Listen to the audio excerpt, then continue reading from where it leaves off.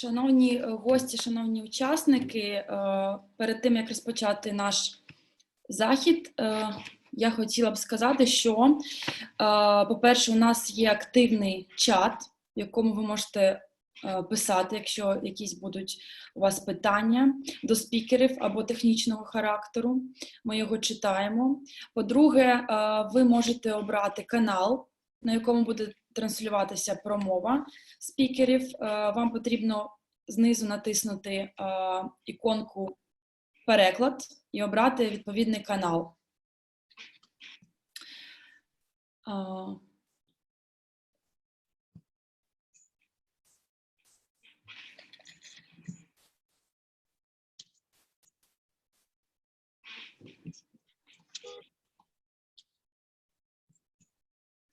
Dear guests, you can choose a channel, the translation into English from Ukrainian.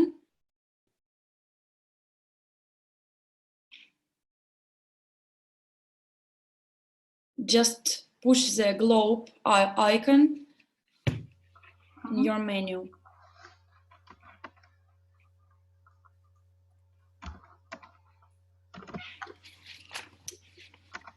Отже, ми можемо починати. So we can start.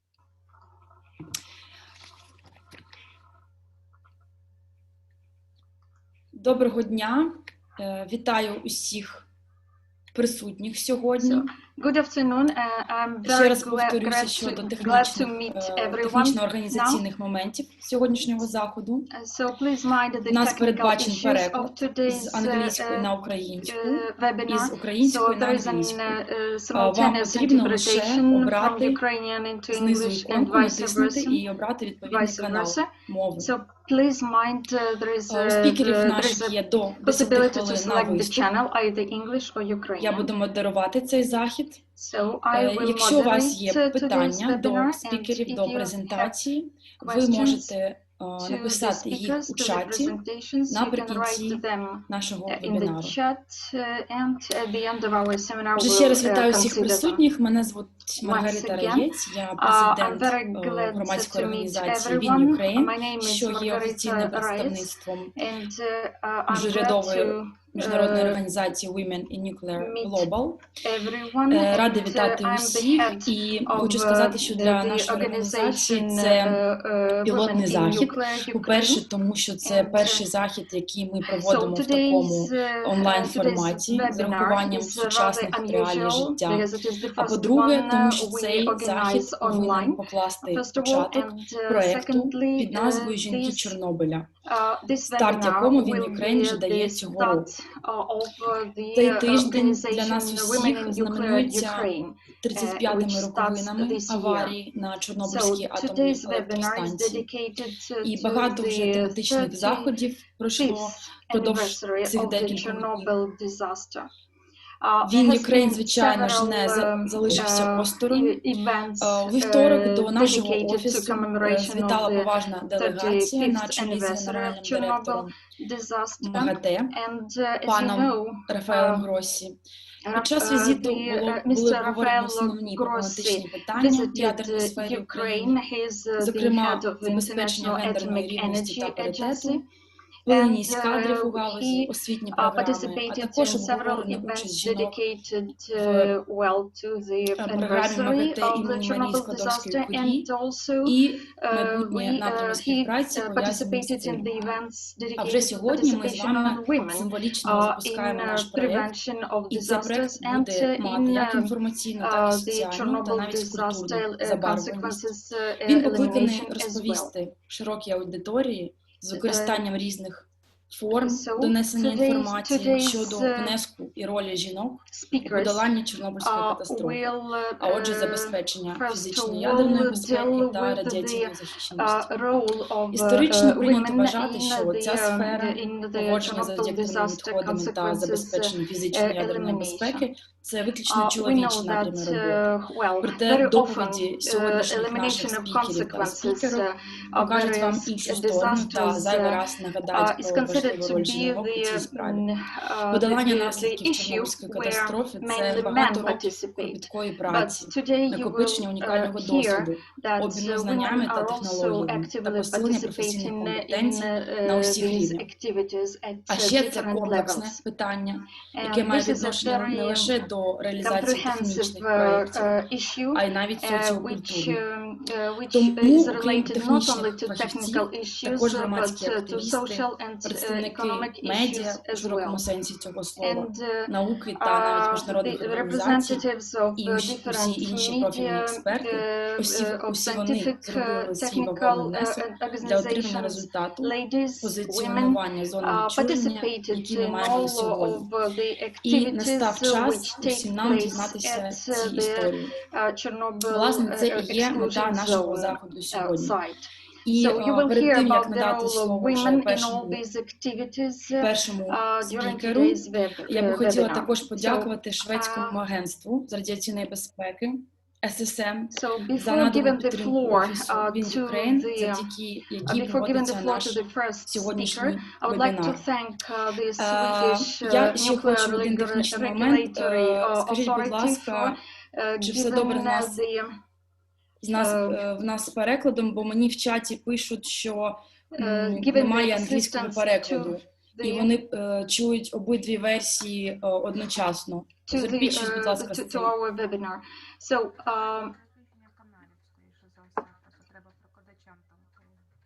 Кому? There is a problem probably with the English interpretation, but Да, Ларис, ви можете щось зробити, чи може наш технічний адміністратор зможе допомогти? Well,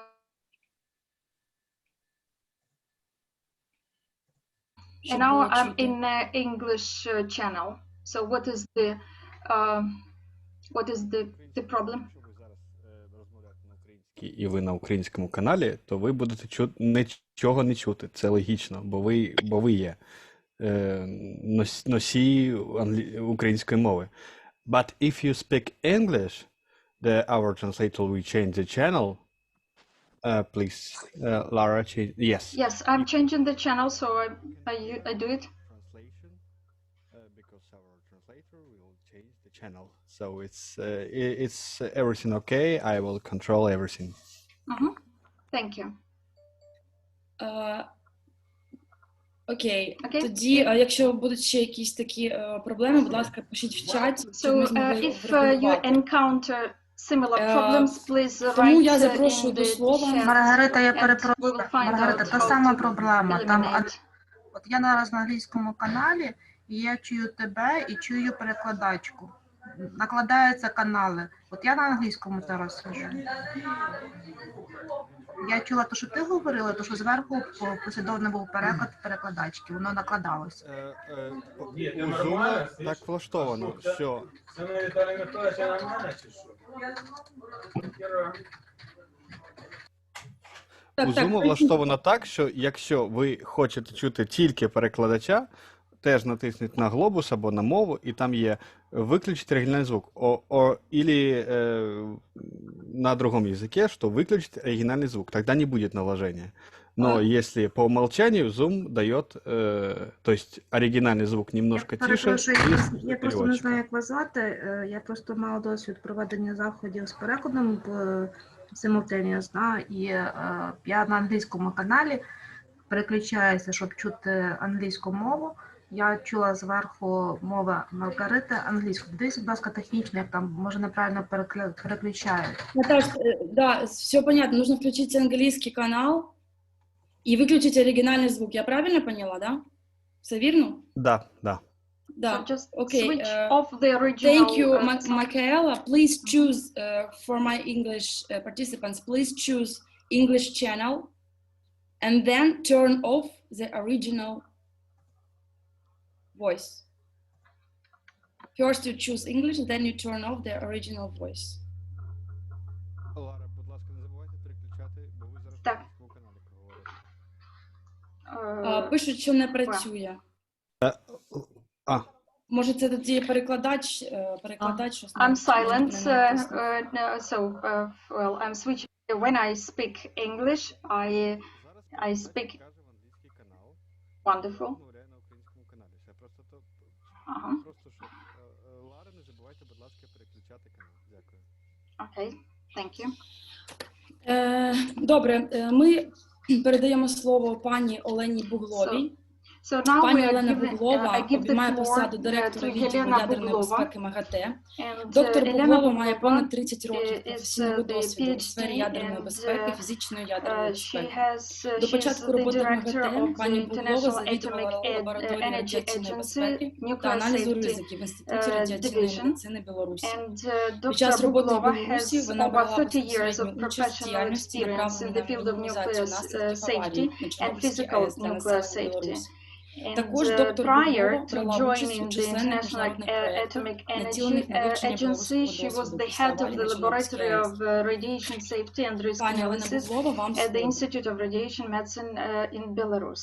And she also participated in numerous international projects aimed at studying the Belarusian experience after the Chernobyl accident. Please, Miss Yelena Buglova, you're welcome.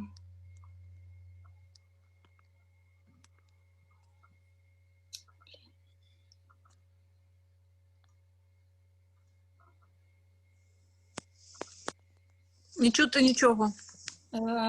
Dear Olena Buglova, do you hear me?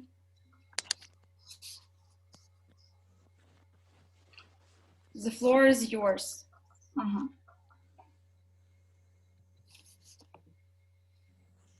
Ну что там?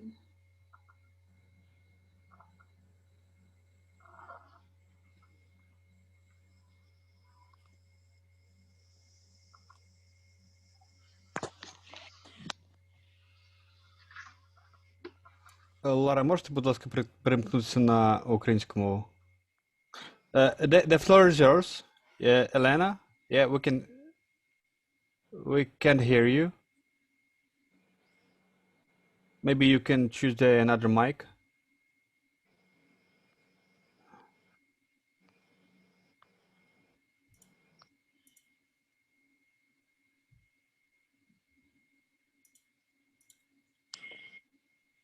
We can't hear you.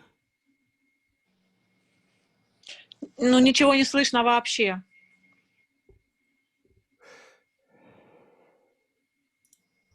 Probably there is a problem with the microphone, so we can't hear you. Elena Buglova, can you hear? I see your video. Yes, you can hear me. Yeah. We can't hear you. Maybe you can choose another mic. Near the picture of mic, you can choose the mic.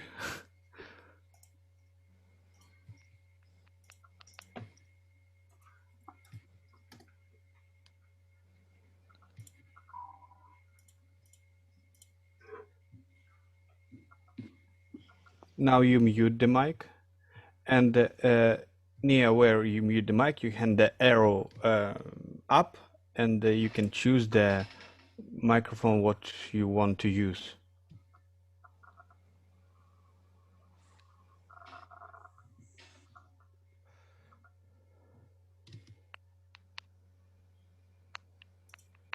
Can you first unmute? Now you muted.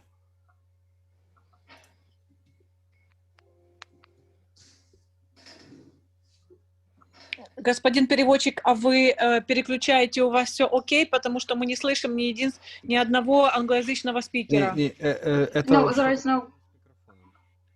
There is. Тоже не на связи получается. Идет на... Вот. So, the interpreter is on the English channel, but I think there is a problem with the microphone at Елена Буглова. Вы когда попробуйте переключить нас на синхрон. So, Или давайте переходить к следующему спикеру.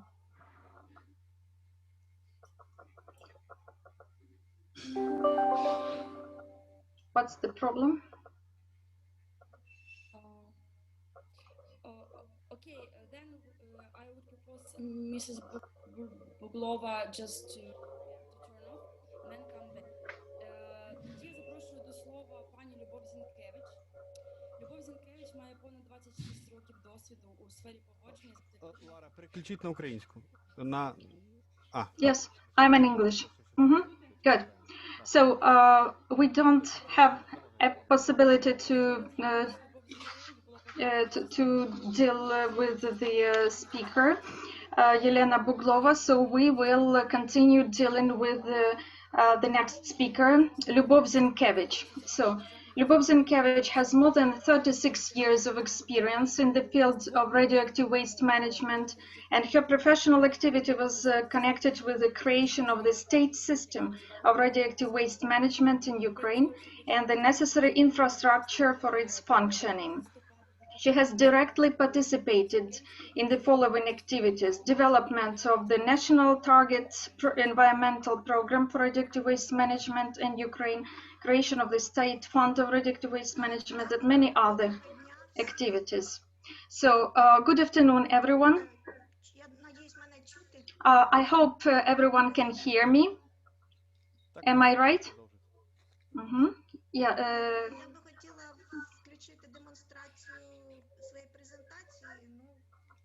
I would like to switch on the demonstration of my presentation, and I will try to do it now.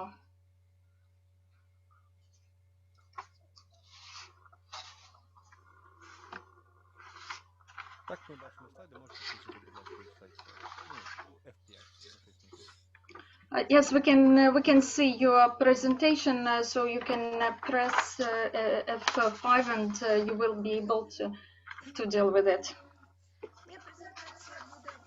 So my presentation is called, as you know, the role of women in creation of the state system of radioactive waste management in Ukraine. But before starting speaking about the role of women in the radioactive waste management activities in Ukraine, I would like to start with the main elements of the system of radioactive waste management in Ukraine.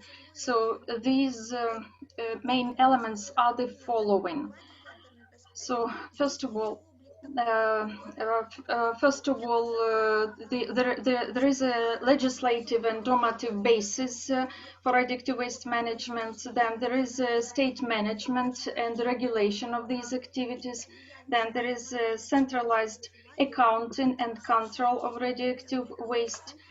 Also, there is a state program for radioactive waste management. There exist special enterprises, and there is a source for funding of the activities for radioactive waste management. And also there is a scientific monitoring and staffing with professionals of these activities for radioactive waste management. So we can say that the activities are quite well professionally established. The role of the role of women in the activities for the development of the system for radioactive waste management in Ukraine is rather important. So approximately 10% of all the employees working at the elimination of consequences of Chernobyl nuclear accident so were women. 10% were women. And at the very beginning, after the accident itself, there was not so many documents regulating the nuclear sphere in Ukraine. But in 1994, the Parliament of Ukraine, the Верховна Рада of Ukraine, adopted and approved the concept of state regulation and safety in nuclear safety, and in particular it was written that there is insufficient legislative basis existing in Ukraine at that time, so it's necessary to do quite a lot of work. And Svetlana Plachkova started to participate actively in these activities. She's a lawyer, and she was working in the nuclear and on the issues of fuel and energy complex in Ukraine. She participated in development of 13 legislative documents, for example, on the use of nuclear safety and radiation safety, on the use of radioactive waste, the strategy of radioactive waste management. Also, she worked in the secretariat. She was the head of the secretariat of the Committee of the Parliament of Ukraine in European integration. Unfortunately, she has passed, and she is not with us anymore, unfortunately. And other women who participated were Olena Kutova and Lyudmila Zanyuk. They participated also actively in the development of nuclear legislation in Ukraine. Also, another authority which is very important in the nuclear sphere in Ukraine is the State Nuclear Regulatory Inspectorate of Ukraine, and quite a lot of women work in this inspectorate, Nuclear Regulatory Inspectorate. And first of all, I would like to mention Olena Mykolaichuk, who worked in the inspectorate for 9 years, and she participated actively in development of various documents for nuclear regulation in Ukraine. And also the deputy of Olena Mykolaichuk, Olga Makarovsky, she worked closely with Olena Mykolaichuk. So Olga Makarovska worked at the Institute of Nuclear Safety, and she also worked for eliminating the consequences directly after the Chernobyl accident. Also, Tatiana Kilokchitska worked as the head of the Nuclear Regulatory Inspectorate, and then also another woman, Ruslana Tripaylo, took this position of the head of the inspectorate. Other ladies who participated in the work of the inspection, state inspection for regulatory authority, these ladies are Tatiana Kutuzova, Tatiana Kilokchitska, Natalia Rybalka, and now Yulia Novikova.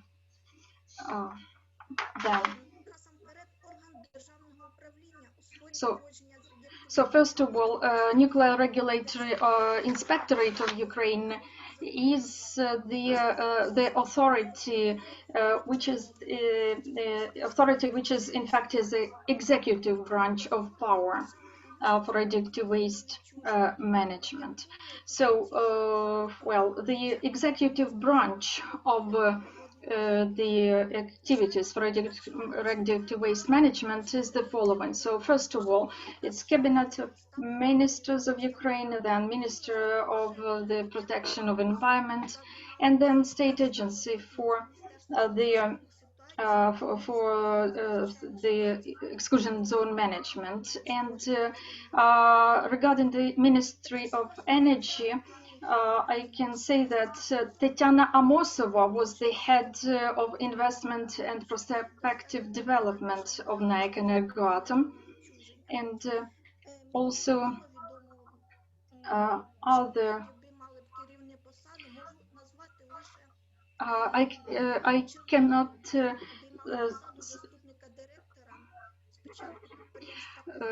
Other organizations were headed by women, for example, the State Special Enterprise, Central Enterprise for Radioactive Waste Management, Lyudmila Chernova. She was the deputy head deputy head of the central enterprise, and she was responsible for nuclear safety. Unfortunately, she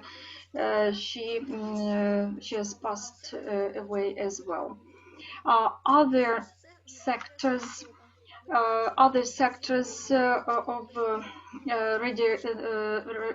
nuclear and radioactive safety are the women who participated in these activities. For example, Natalia Shumkova is the executive director on nuclear and radioactive safety of national energy generating company Energoatom, and so she participated in improvement of the state of the nuclear power plants in Rivne and other nuclear power plants in Ukraine. Another lady whom I'd like to mention is Lyudmila Bliznyukova. She is the head of the Department of Radioactive Waste Management and Radiation Safety of Energoatom. So this is Lyudmila Bliznyukova. Exactly right after the accident, Chernobyl accident, Lyudmila Bliznyukova worked as the on the elimination of consequences of Chernobyl nuclear power plant accident, and then she worked at the regulatory authority as well. Then, regarding the women participating in the activity of other enterprise dealing with the waste, radioactive waste, is enterprise Radon state. So where I work now, this is a state specialized enterprise Radon Association, and I know that one woman, Yulia Hontar, was working as the deputy head of the head of the enterprise, the director of the enterprise, and she was dealing with the radioactive waste management and radiation safety. Then another lady, Helena Raksha, was dealing with other ladies were working at other regional departments of Radon, but Yulia Hontar was dealing with all of these departments of Radon Association. So regarding the number of women working at Radon, they work from deputy director to the cleaners, they are lawyers, engineers, etc. And another slide regarding creation of the state fund for radioactive waste management in Ukraine, and I had an honor to participate in this creation of the state fund for radioactive waste management. So the fund was created in 2008, but so it was created, but unfortunately the funds, the money of the money of this fund was spent for various activities. They just became the money became the part of the state budget, and then in 2017 the activity of the fund was stopped, and then the activities for the renewing the renewal of the activity of the state fund for radioactive waste management was restarted in 2017. Some changes were made to the two main laws of Ukraine regarding improvement of the mechanism of funding of the activities for radioactive waste management. As a result, the fund had approximately 10 times more money than before, so starting from 2018. So I can tell that women in Ukraine participated actively on the elimination of consequences, and in various activities related to radioactive waste management in Ukraine. Thank you very much for your presentation, Lyubov. It was very interesting. So now I would like to go back to our first speaker, Dr. Yelena Buglova. Please, we give the floor to you, Dr. Buglova.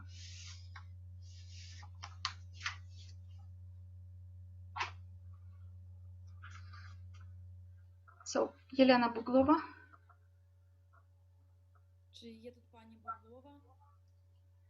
So, Dr. Yelena Buglova, you're welcome, please.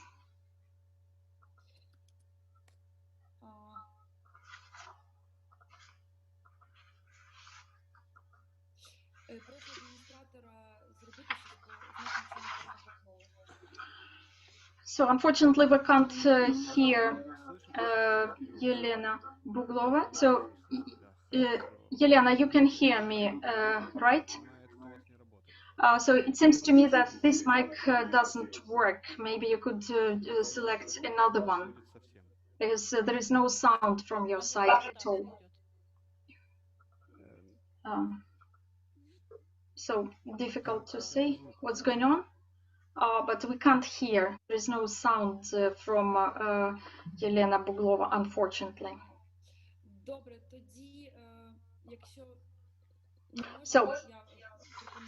So we'll try later, maybe. So we'll try to go back to Yelena Buglova later, and now we give the floor.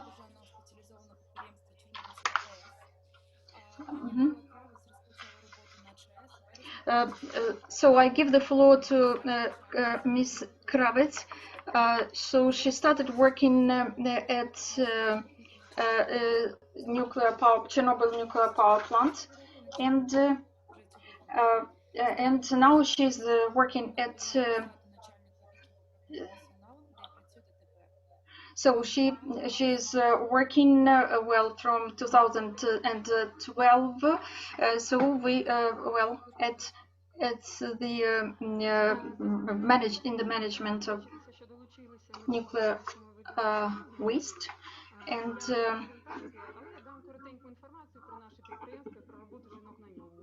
so I'm sorry, I don't have any presentation. I joined this presentation.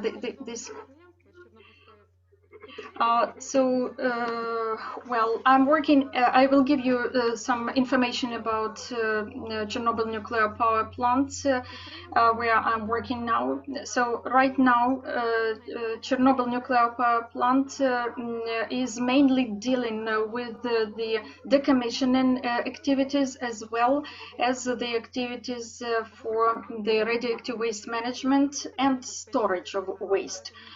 So the main activities are of Chernobyl nuclear power plant now is the safe decommissioning of the first, second, and the third units of nuclear power plant, and also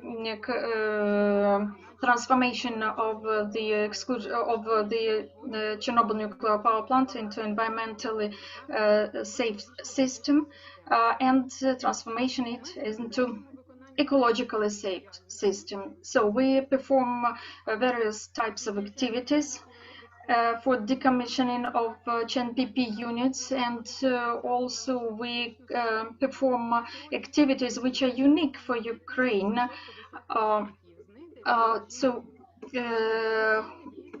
So at present, at Chernobyl nuclear power plant, there work 2,750 employees, and 900 of them are women. So they deal in various activities.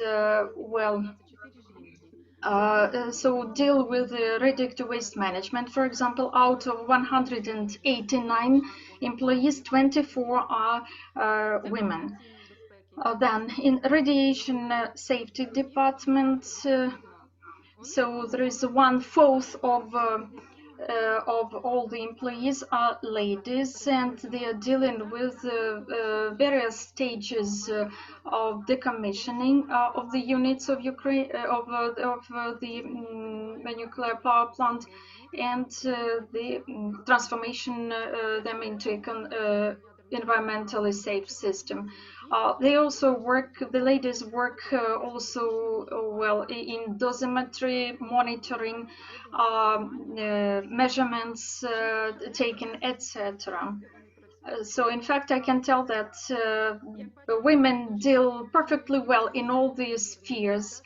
And though I should say that, of course, the number of women in various spheres of nuclear industry are, of course, not so large, but I hope in the future this situation will be changed.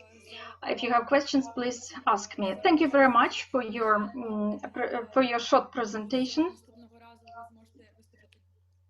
I hope it's a pity you have such a short presentation. So, well, because the state specialized enterprise Chernobyl nuclear power plant is a very important entity in the nuclear safety system in Ukraine. So, in the future, maybe your will be more information. So now I give the floor to Professor Michael Wood.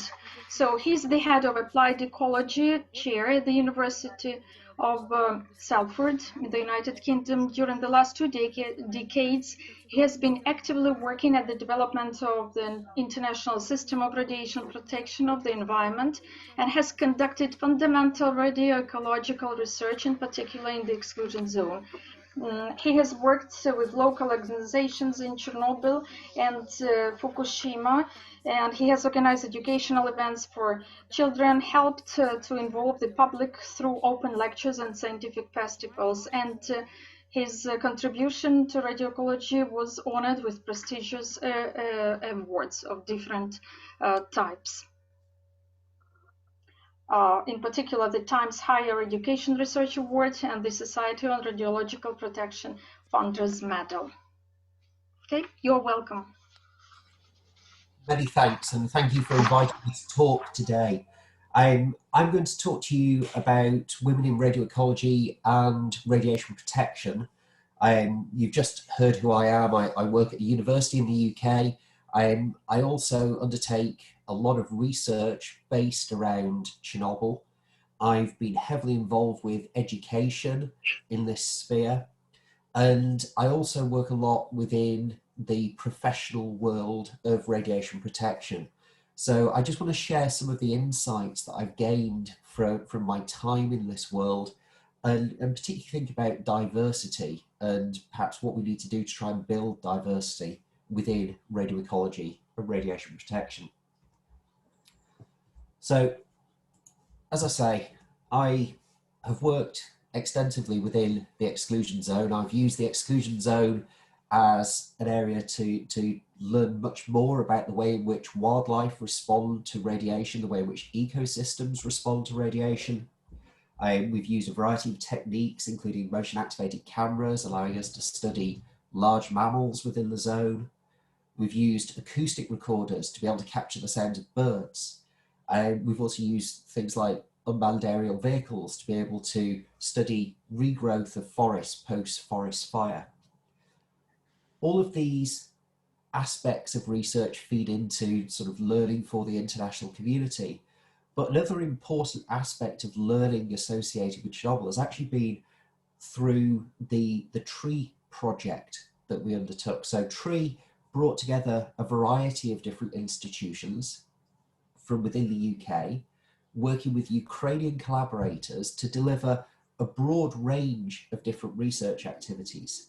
And you can see that there is a link to a YouTube video there, which hopefully will be able to be shared with you after the event that would allow you to see some of the ways in which we've used Chernobyl as a natural laboratory.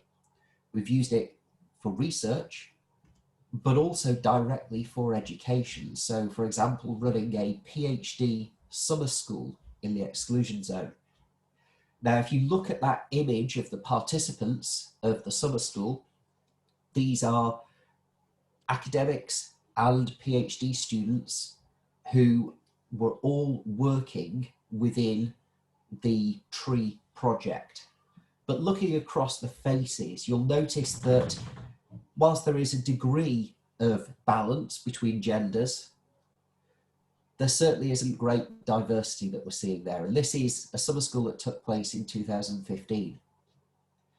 Now, if I think about radiation protection in general and the radiation protection community, it is an aging community on the most part.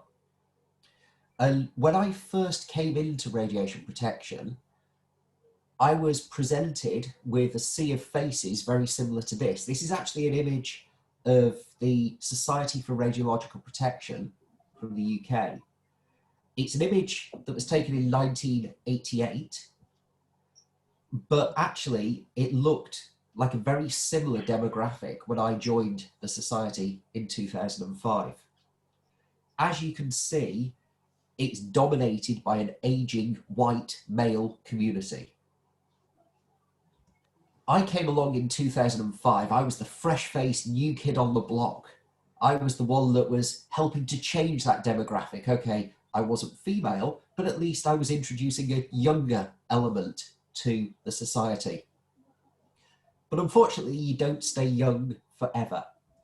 And by the time we hit 2017, 30 years after that photograph that you saw originally of the society, this is me and my fellow members of council, the overall governing council for the Society for Radiological Protection.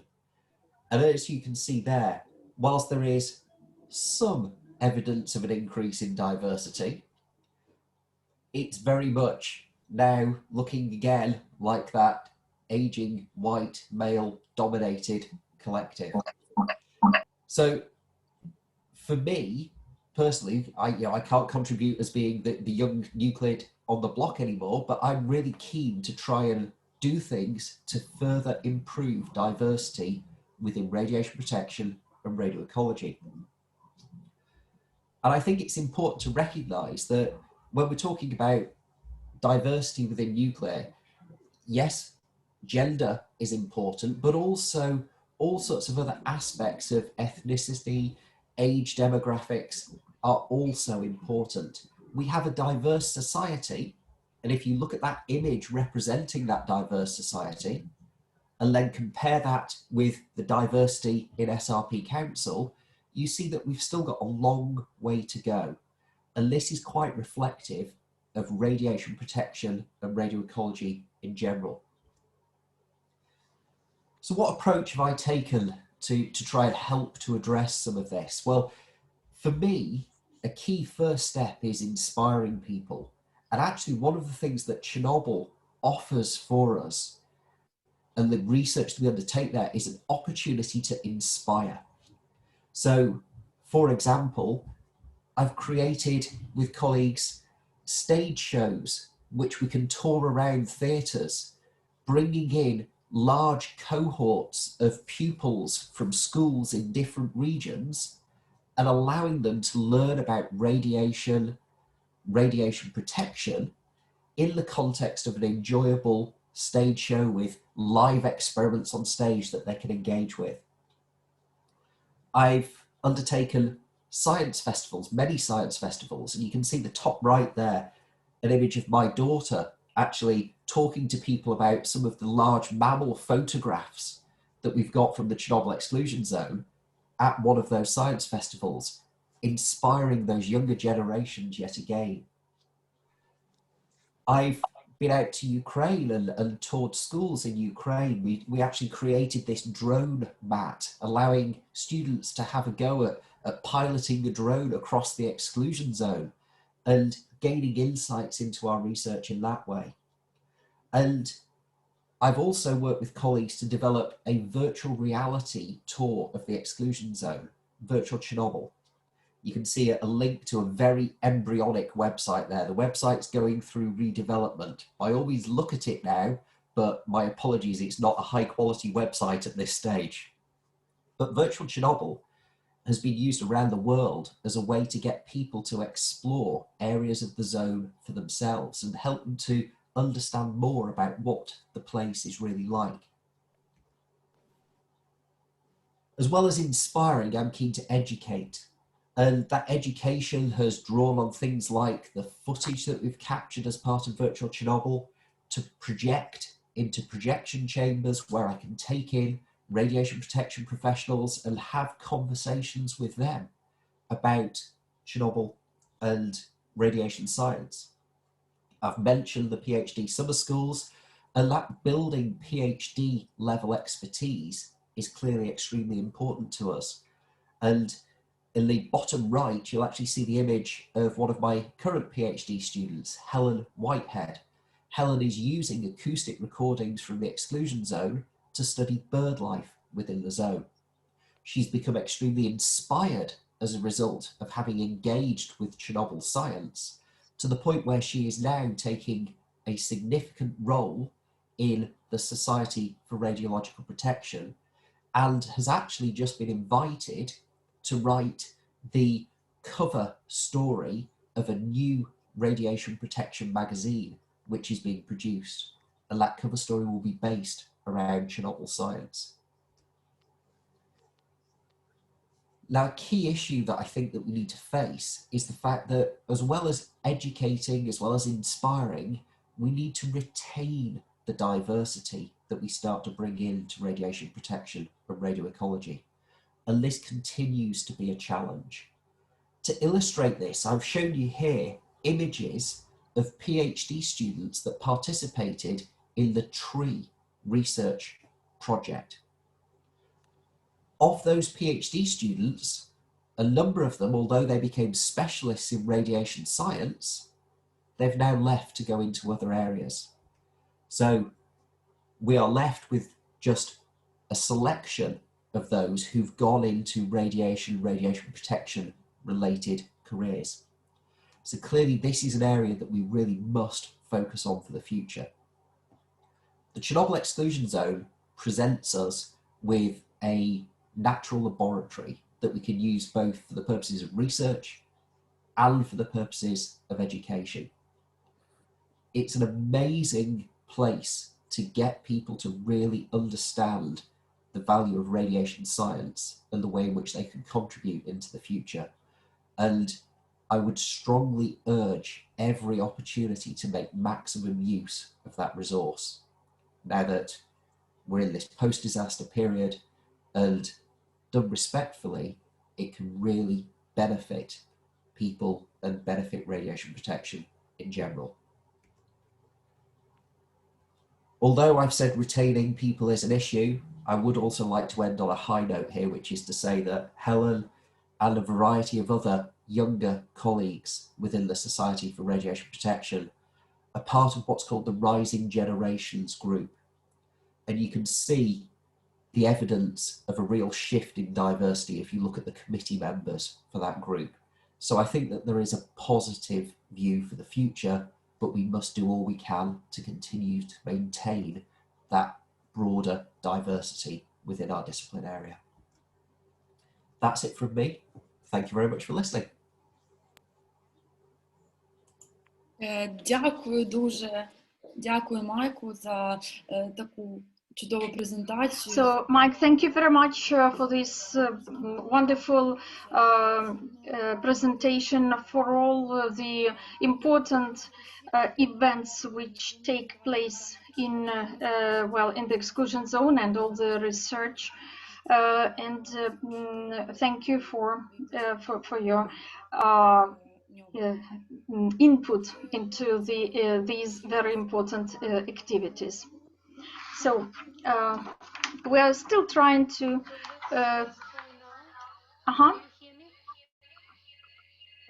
Yes, we hear you well, but with some echo. Okay, and now is it better?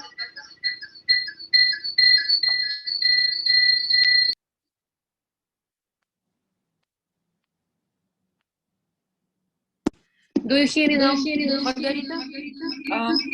Yes, I hear you, but you have echo behind you. Можете, пожалуйста, выключить звук на своем ноутбуке? Please switch off the sound on your notebook. And please leave the sound on only on your phone. Well, apologies. Apologies, and yes, now I am talking from both devices. I think that from my side, now adjusting it to the hassle which I caused you, I would like to say that for me it was interesting to hear, because those speakers who were talking before me, they really said the same. And I'm adjusting the start of my presentation now to say that I was really impressed to hear about those women mentioned in the first presentation who were involved in Chernobyl, and I do know some of them. I work closely still now with some of them, and I will also, based on this, add to your list of names, perhaps with some men, with some women who were not yet mentioned, but they did a history in your country. So coming now to from where I wanted to start, I wanted to thank very much organizers for making this event happening, because it's a very interesting and important combination of Chernobyl experience, of Chernobyl anniversary, and role of women in this event. So bringing it together, that's really very interesting. And I think if I look back at myself 35 years ago, if there would be something like this at my young time in the university, it would be really very inspiring. So thank you for this, and thank you for inviting me. My Chernobyl experience started when I was in the university, and that's exactly time when everything is open for those who are just entering the professional career. What did I learn from that time? And I would like now to share with those young people who are listening to us today, that be curious and go into all opportunities to learn various subjects, even when they are not exactly in what you thought you are interested most. Because those opportunities which are around the corner, they are only coming on their way. And if you don't go this way, then you don't have these opportunities. So I eventually, at that time in the medical university, because I was already very much interested in radiation before the Chernobyl, as soon as it did happen, I was of course reading and learning many more. And then I did have my first hands-on experience when as young doctors, even before getting the diplomas, we were sent to the territory close to Chernobyl 30-kilometer zone on the Belarusian side, because many doctors have left the territory, but some medical assistance needed to be provided. So I was there at that time, and I recall experience of communicating with local people, and it did inform many actions, my professional actions throughout my professional career. So I was then coming back to the Chernobyl exclusion zone, to the area near the Chernobyl exclusion zone, already when I was working in the Research Institute of Radiation Medicine. And again, at that age, and I encourage all young people to do so, you jump on different opportunities. So when there were field missions in the zones, then it doesn't matter what was your original task or what you were intended to do. So try to do as much as possible, because it's a unique learning opportunity. So I was involved from the real highly technical stuff of collecting samples, measuring, the samples, then later reconstructing the doses, to the records keeping, and also communicating with the public. So I know from my own experience how important it is to think in advance about defining the registry for those who are affected, that it will be a big difference later on in time when whether one is recorded with his or her birth date and year, or with the number of years he or she lived already. It sounds like a completely trivial thing, but it's a very crucial information for radiation epidemiology.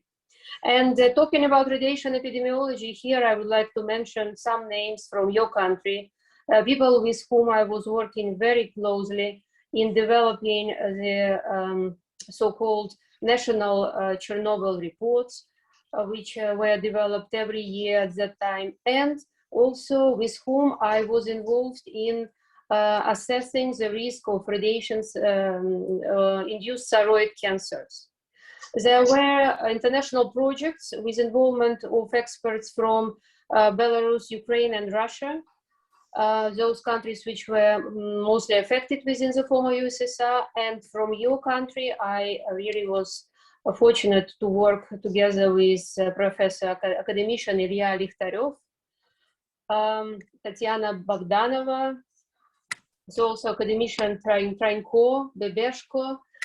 So I don't know in whom now in this audience these names triggered the bell, but for example, Likhtarev, so he was the founder of dosimetry school in Ukraine. And so his legacy is very much known also at the international level. So it's experience of working with Ukrainian scientists also was going with me throughout my career. And I should say that even, I mean, right now, not necessarily related to Chernobyl, we do have a close collaboration with different experts from your country. Those experiences which I gathered during my experience in Chernobyl, related matters helped me a lot when I was leading the emergency center in the IAEA in response to the Fukushima Daiichi accident. Because you know already now there were lessons learned and published after Fukushima Daiichi accident. So many of those lessons which were learned after Chernobyl were also repeated after Fukushima. Like, for example, that the majority of consequences are non-radiation related. The importance of public information and communication, and plenty of details with regard to dosimetry, for example, and contamination of food production. For me, working in response to Fukushima, it was a bit as a deja vu of my work in Belarus on the Chernobyl consequences, with elements of this deja vu, but of course with international perspective and with fulfilling IAEA's roles in response, rather than addressing national consequences when I was dealing with Chernobyl. But overall, I would say that it helped a lot to have first-hand experience, which I gained shortly after the Chernobyl accident. I marked my short intervention with the names memories and learnings. And I would like to highlight that these two things should go together because we will be moving forward and develop in our professional career only based on learning from our memories and recollections. And that's why I would like to call for young professionals to start learning from their own experience, but also use an opportunity to talk to those in your country, in neighboring countries, internationally, who does have experience in real emergencies. And that's why, again, this event is an opportunity to put connection between different people. I would also say to the young generation, and here I would say regardless men or women, because I very much like what Mike just said before me about diversity. So I would also add here equality. So for both men and women, I would say at the start of their career, I would say that very often the less traveled path is the most interesting. And at the beginning of this path, it's often very difficult to go, but by keeping going, we are gaining experience and we are enriching our opportunities. Okay. Nobody knows at the beginning what will be around the corner. But if somebody is interested, passionate about science, about radiation, I'm confident that this person will find the interest and success. But a lot of work is required for it, and very often this work is just behind the scene. It's not seen and visible. So again, I would say that we all need to learn from those people who were working during Chernobyl accident, from their memories, from their memoirs, and bring it into our experience. My last word would be to mention that, again, about diversity and equality. You may have seen on the agency's website that our Director General pays a lot of attention to this matter. And also we established recently Maria Skłodowska-Curie Fellowship. So perhaps one of those who are joining us today could consider applying to this fellowship, because with this we are contributing to achieving the equality and diversity, not only in the area of nuclear science, but in STEM in general. So with this, I thank you again. My apologies for the mishap, but after all, preparedness part prevailed in me, and I connected through 2 devices, so we managed. Margarita, over to you. Thank you. Дуже дякую, доктор Буглова. Дійсно, потрібно було пережити такі технічні негаразди, щоб почути таку... Thank you very much, Yelena, and we're very happy that we eventually connected to you, and we are able to hear your experience and the importance of your work in the sphere of nuclear народного співробітництва та зв'язків з громадськістю. В лютому минулого року Катерина була призначена виконуючою обов'язки голови державного... So now I would like to give the floor to Katerina Pavlova. She works at the State Agency of Ukraine on the Exclusion Zone Management as the head of the Department for International Cooperation and Public Relations. In February 2020, she was appointed as acting head of the State Agency of the Exclusion Zone Management, and during Katerina's management at the agency, the plan of measures to prevent the spread of COVID pandemic in the exclusion zone was established, and she also participated in the suppression of a large fire in the Chernobyl zone in April 2020.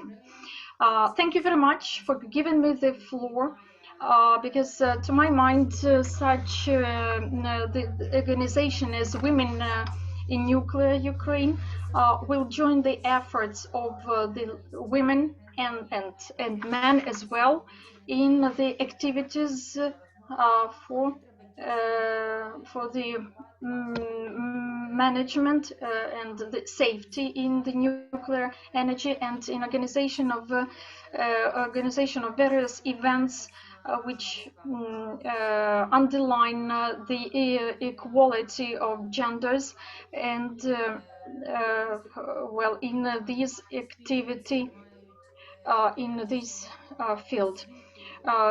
Because we can, within the framework of this organization, we can join the efforts of various professionals which will give the contribution to the further development of the radiation safety.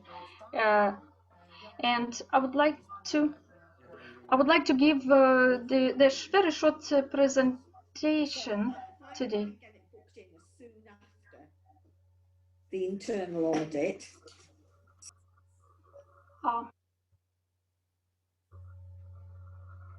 Okay. Something's wrong.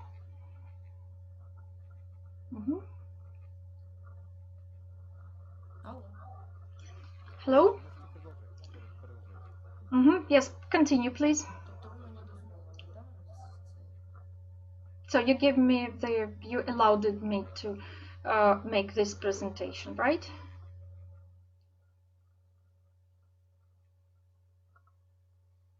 Okay. У мене чомусь не... Дозвольте, будь ласка, пустіть Катерину до презентації. Так, бо у мене не...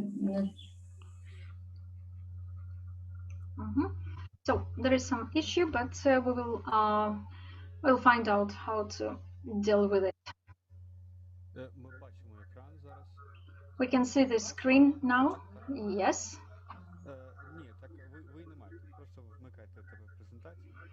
Just switch on your presentation, please. Я б хотіла почати So, first of all, I'd like to start my presentation with mentioning the team with which I was able to start working. 4 years ago, I started working at the agency. So agency is state agency of Ukraine on the exclusions and management. And I was working with my colleagues, female colleagues who were very attentive to each other and respected each other. We worked with close cooperation with a group of ladies, and we achieved a lot of results every day and every month. You can see on these photos that we were a team.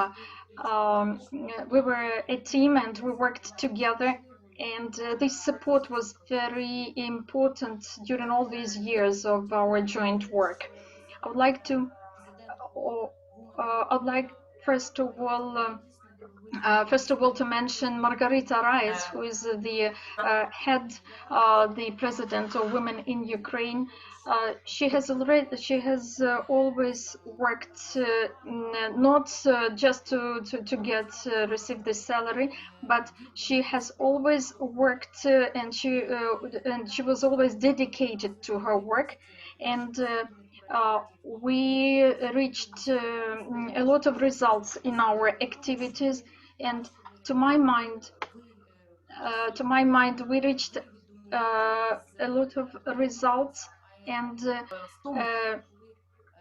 we reached results because of our joint work and because we supported each other in our work.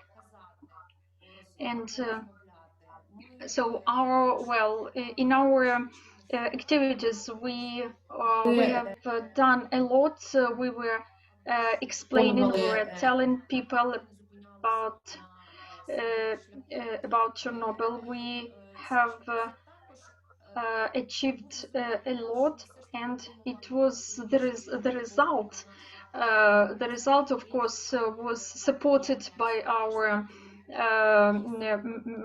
by the men working at the state agency, but our team worked hard, and our team was developing, and we improved our knowledge, and we did our best, and we were glad that our ideas were not blocked, but they were developed, and with the support of the man part, let's say, of the agency, we achieved a lot of results.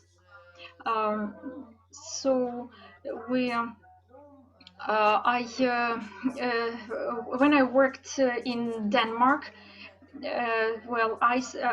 I confirmed my diploma,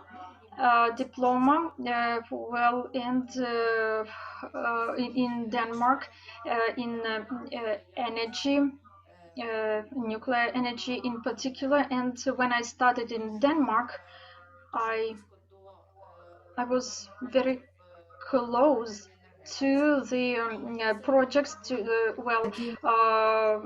performing the projects in alternative energy. And when I came back to Ukraine, I started developing the ideas of the alternative energies in the Chernobyl zone, because there is an infrastructure still remaining within the exclusion zone, and this infrastructure could help a lot in implementing the projects dealing with alternative sources of energy. I would like also to mention that Chernobyl nuclear power plant was the first one which was commissioned in Ukraine, and it was the first one to be decommissioned in Ukraine as well. And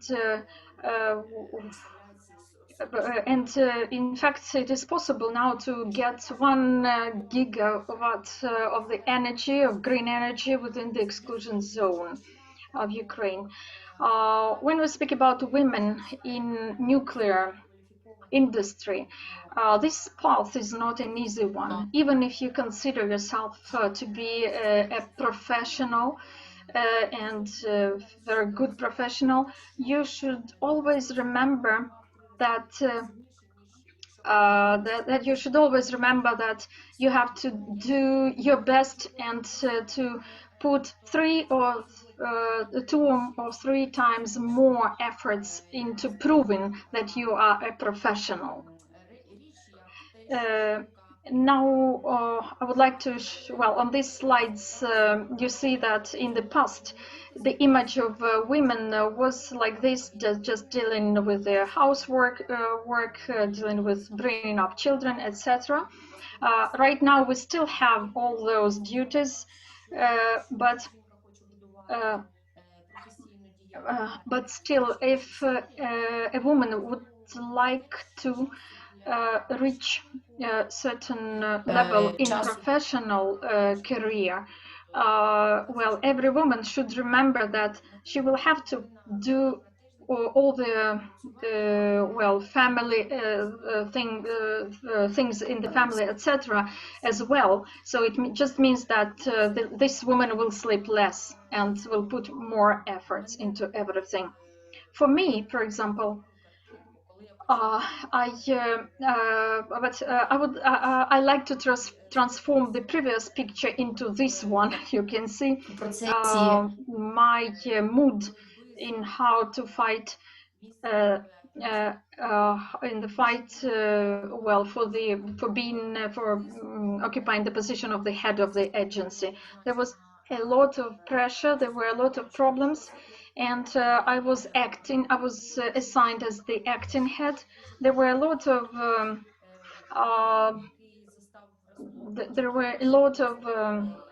challenges, a lot of problems. Then there was a lockdown at that time. At the beginning of my working as the head of the agency, and also there were a lot of other extreme events which took place at that time, and I had to take the responsibility, and I had to fulfill all the tasks put on my shoulders, being proud and being responsible for my actions.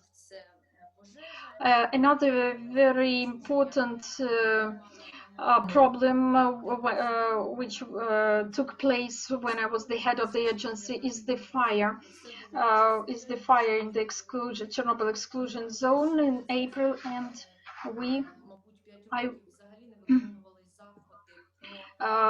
unfortunately, during the previous 5 years, no measures were taken on how to prevent possible fires in the exclusion zone.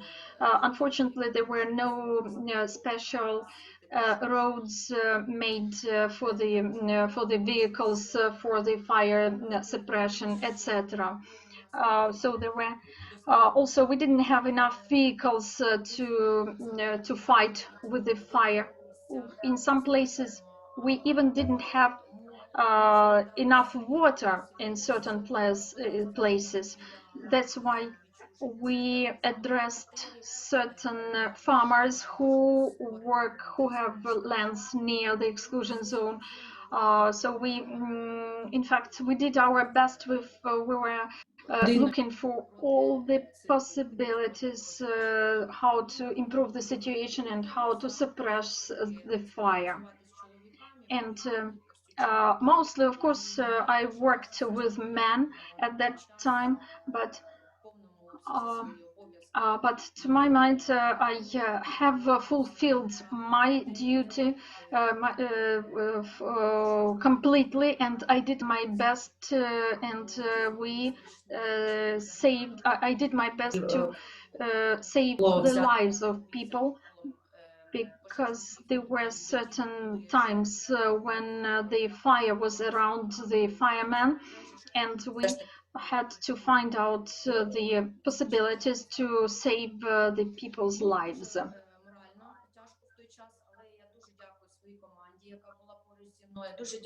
I can say that I had, morally, it was extremely difficult. That time was very difficult, but I'm very grateful to my team, which supported me days and nights in order to suppress this large fire. We had to report every day, several times per day, regarding the status of the fire, and we had to report to various stages of the power, to the minister, to the deputy head, the minister of internal affairs, to the prime minister. So every day many reports were made. A lot of information was prepared to report to various levels of the executive power. And also we have developed the technology on how to collect the information. We put them into special tables to organize this information better.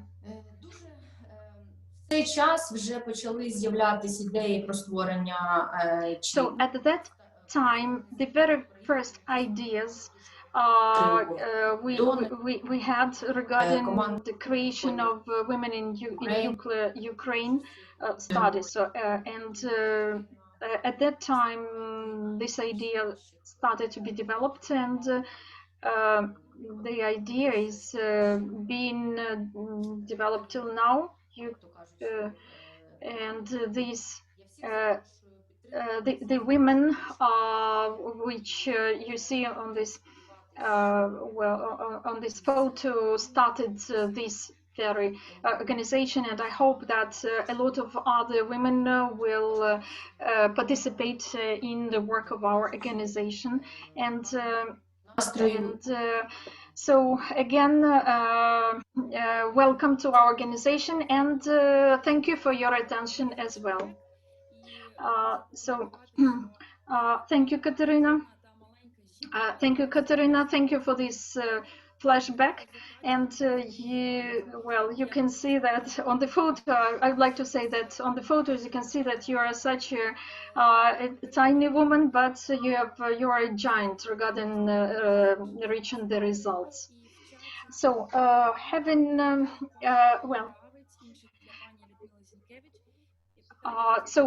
we have two questions in our chat, one to Alla Kravets from ChenPP and another to Lubov Zenkevich, but we will consider them at the end. So now I give the floor to Mr. Oleksandr Sirota.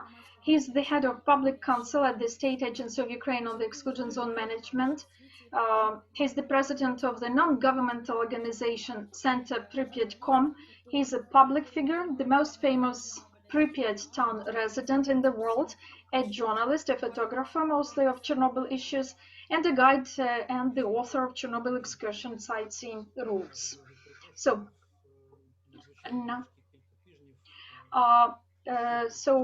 welcome. And first of all, I would like. I'm very. So I'm sorry for. I'm a little bit tired because these weeks were extremely is difficult for me, and right now I put tea into my coffee. You can imagine how well, how exhausted I am. And so I hope everyone can hear me very well, and I hope my presentation will be visible and understandable.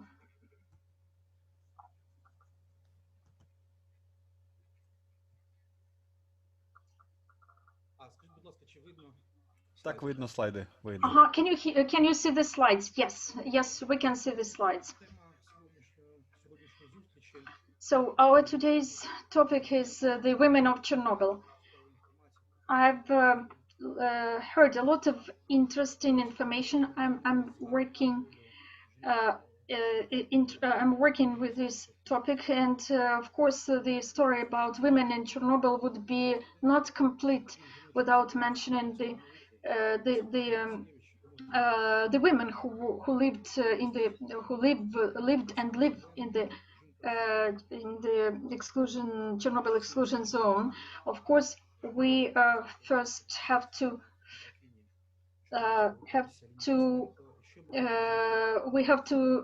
mention first of all Svetlana Alexievich, who wrote a novel about Chernobyl.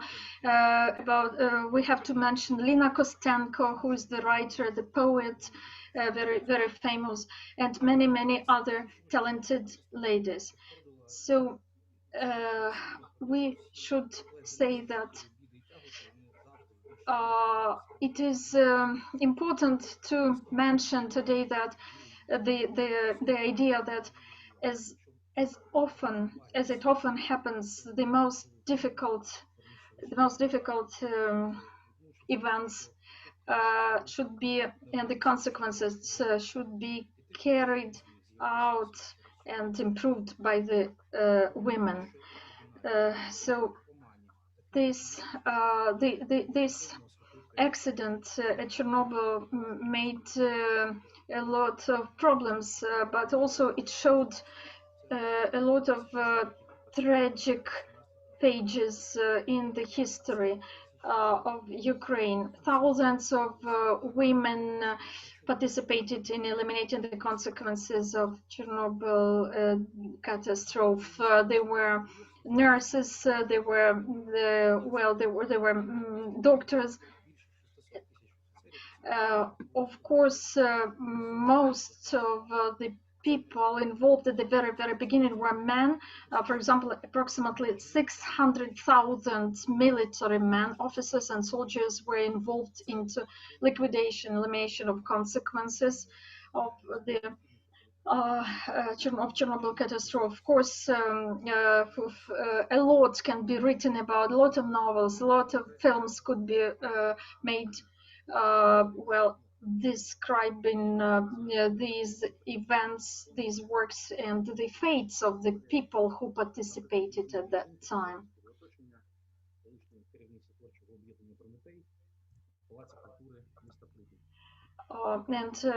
I can say that,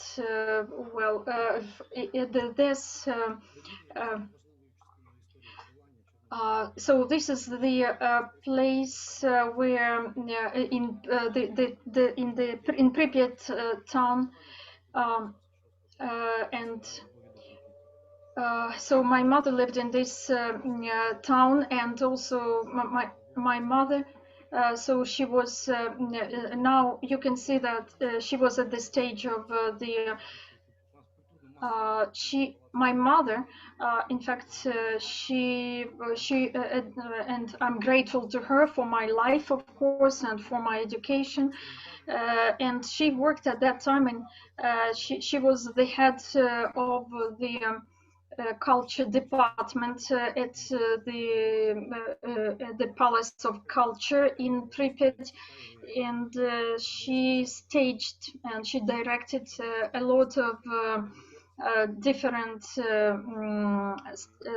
plays, and she organized a lot of cultural events in Pripyat, and then she lived in Kiev and worked in Then she worked in Kiev, and then she worked.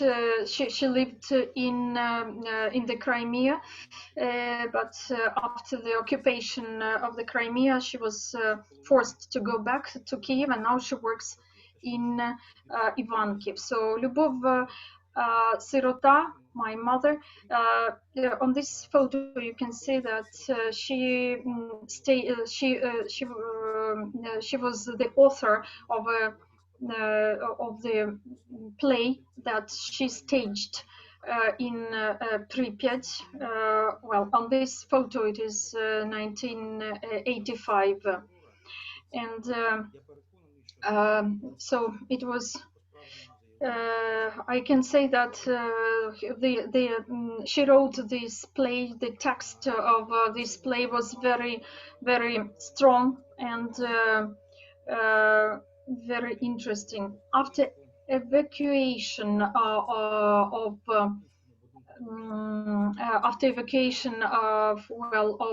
mothers and children from Pripyat after the accident, she started to work in near Kiev, in Irpin, and she worked. She continued to work in the culture, in the sphere of culture, and she organized a lot of performances for the liquidators of the consequences of the accident, and you can see that right here that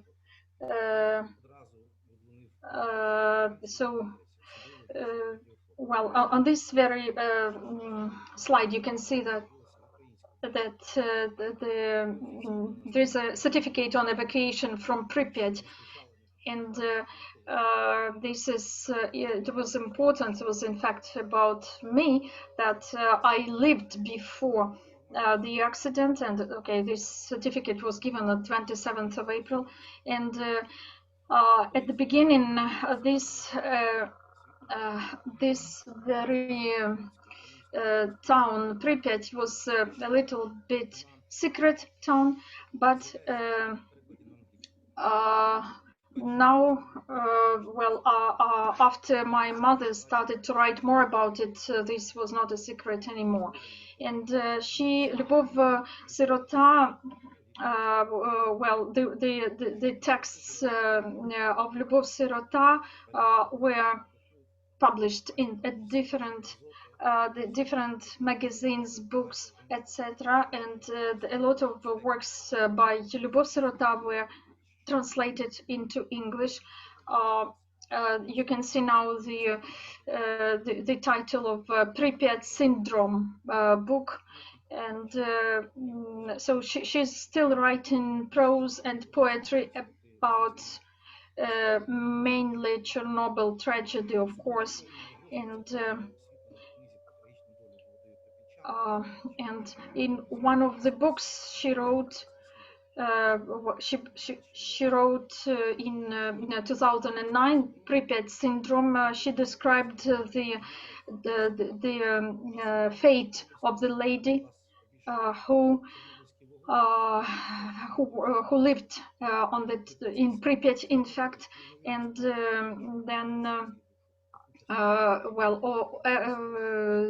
Lyubov Sirota described the feelings she had, because in fact she experienced all that by herself, and she wrote a lot of poetry as well, and there is these are materials in the National Museum Chernobyl. And now I would like to cite the poem written by my mother about Chernobyl. To my mind, this should be the good ending for my presentation. Difficult to translate, but okay. So what shall we take to further with ourselves, looking at the remains of our home? Is it just that we should be afraid everywhere? Are we not? We don't have any motherland. We don't have any place. No, we have to fly, and we have to be happy. Even as birds, even having burned. If the birds are burnt, still we can fly. So thank you very much, Alexander, for this very touching story about you and your family.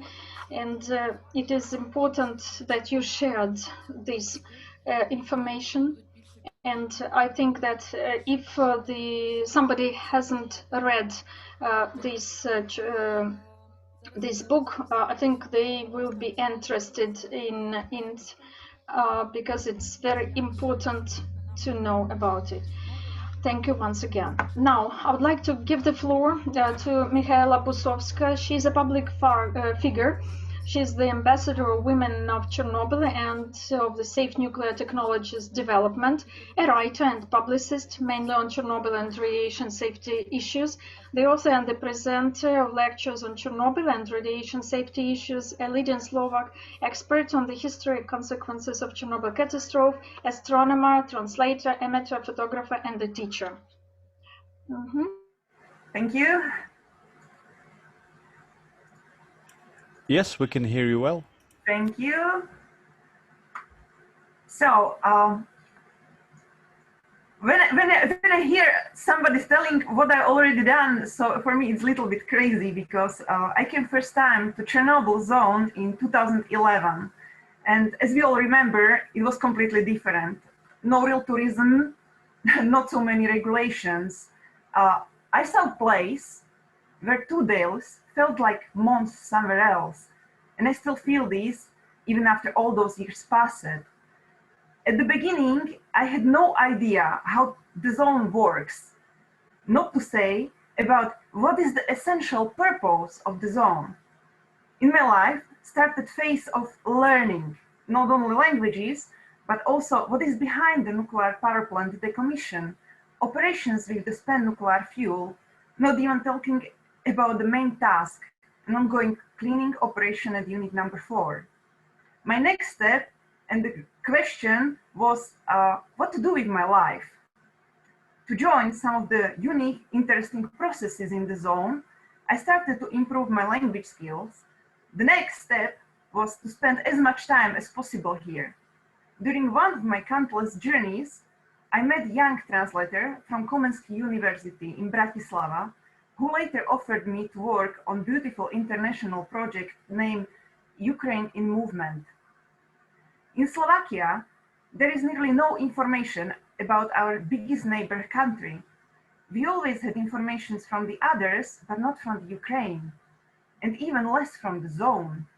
I saw it as a huge opportunity to introduce the zone in the schools, in public lessons, and for people who wanted to understand more. Still, it is not being done well, and the information is getting lost in informational overflow.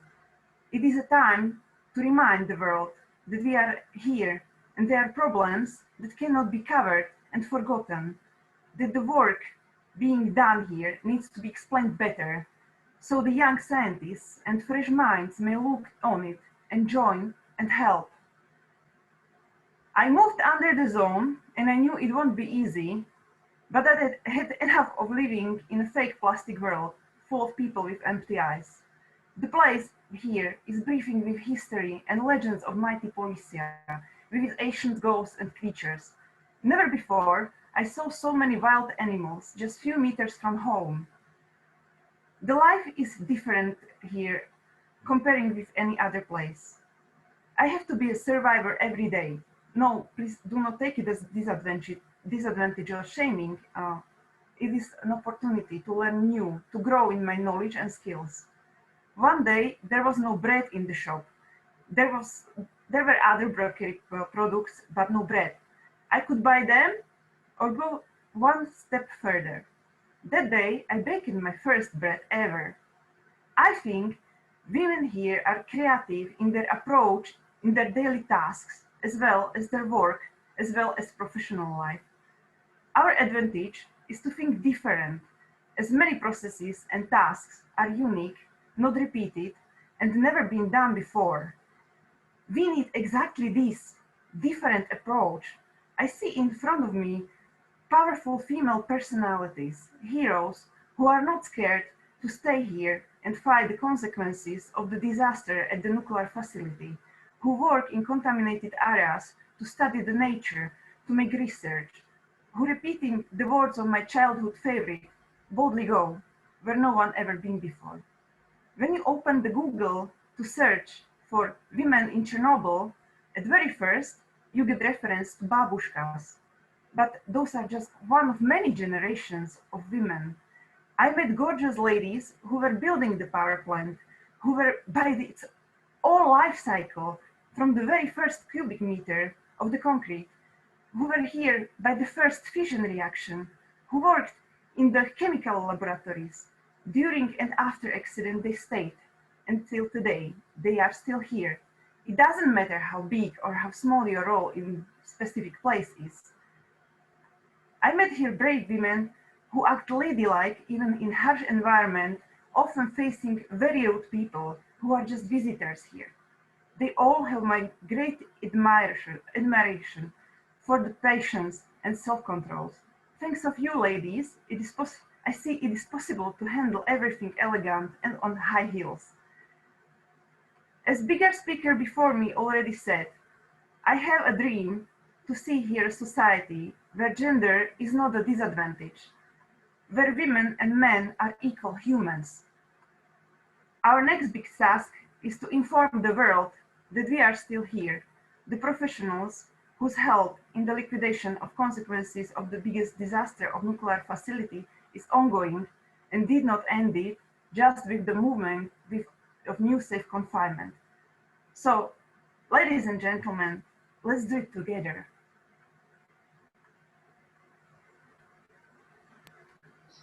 Дуже дякую, пані Мікаела.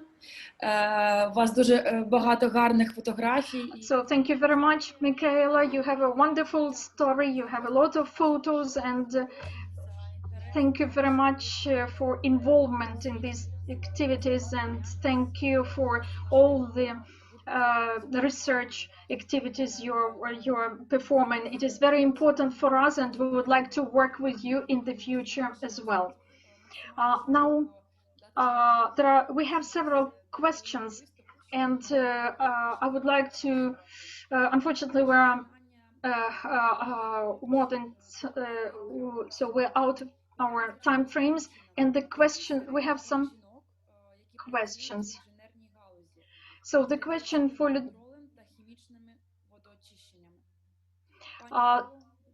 so the question is to Alla. Well, what is the age normally for the ladies who work with radiation monitoring and chemical clean? So average age of baby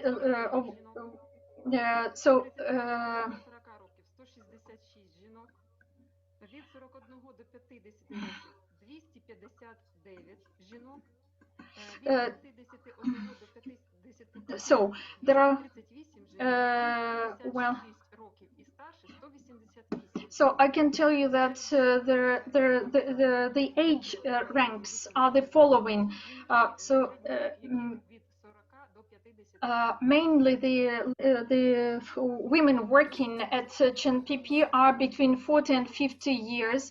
So 49 ladies are before 30, and the majority are after 60. So mainly 40-50 years old. Now, another question is to Lyubov Zienkiewicz is what is the reason why not so many people are at the leading positions in the nuclear sphere? To my mind, there are different reasons for that. the women also have families. Women give birth to children, then they have some maternity leave, and so during this time the ladies cannot reach professional goals because they have to bring up children at the very beginning of their lives. And at this time, the men go up in on their careers, and so very often men remember and think that women can also go to the maternity leave again. So when there is a choice between putting the place in the women or men on the leading position, the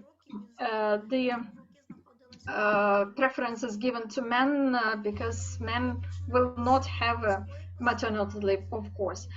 Judging from my own experience working as the state servant for 25 years, I was grown from the very low level to the head of the department. So it is it's possible anyway. It's possible.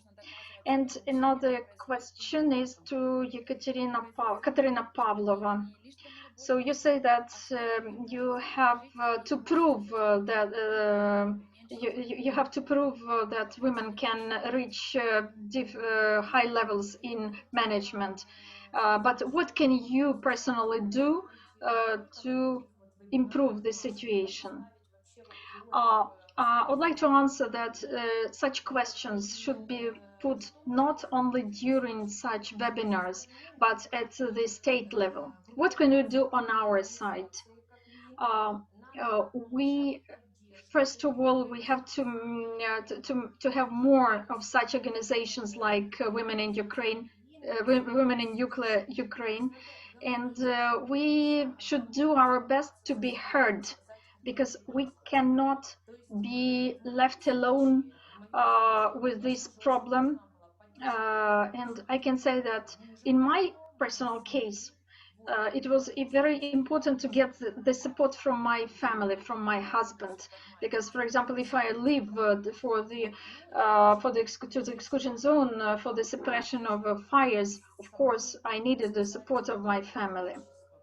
And also, we should also have the support from the society in general. Because first of all, well, personally, I would like to say that I personally heard, what are you doing here? Why are you leaving your family, your baby, your child, and you are leaving to the exclusion zone? And also you have to mind the danger if you go to the exclusion zone, if you still want to have more children. So again, I stress that we have to be more supported by the different organizations like Women in Nuclear Ukraine. And the last question. The last question is to all the speakers. Which events, what is taking place in your organizations to support young generation and to involve more women into this industry? I can answer. Do not wait for somebody don't expect that somebody will support you in your organization. Nobody will give you power. You have to fight for the power. You have to be ready for a serious fight. And I would like to stress once again the motivation which exists in our organization is international support, international seminars, webinars at the international level. And at the international level, the women are more involved into this sphere. So if we are more involved into international organizations and more people and men see how many women are involved at the international level in the nuclear sphere, then it will be an example for them and it will be implemented in our country as well. Thank you, Katerina. And I would like to comment that women in nuclear Ukraine will be involved in the project for involvement of youth and women, and well, in this field. And these are our further plans. Now, I would like to thank all the speakers for active participation in this webinar. Would like to thank once again the Swedish Nuclear Regulatory Authority, which gave us the possibility to support in organizing this. I would like to thank the Lilia Himic. I would like to thank our technical support team, the interpreter. Thank you to the administrator for mending and for managing everything successfully. And I would like to stress that this is just the first webinar of the Women in Nuclear Ukraine organization. So again, thank you very much and see you later. Goodbye.